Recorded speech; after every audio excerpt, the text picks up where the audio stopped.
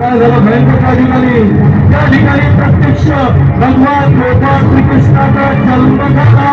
गोपाळ कृष्ण भगवान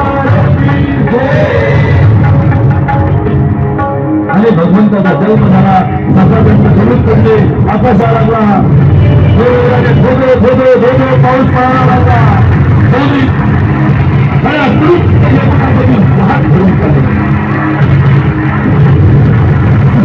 वाडा सुटलेला आहे.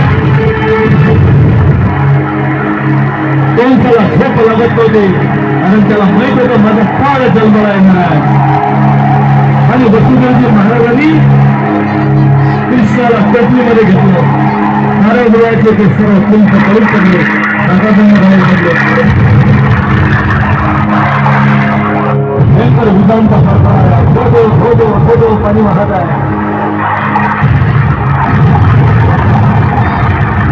आणि वसुदेवजी महाराजांनी टोपलीमध्ये घेतलं कृष्णाला आणि त्या भयंकर विजांच्या सरकारामध्ये पाण्यामध्ये आता भगवंताला टोपलीमध्ये घेतलेला आहे.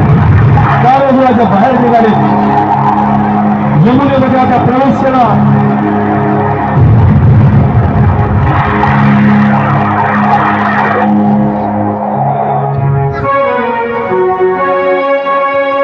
नंदाच्या घरा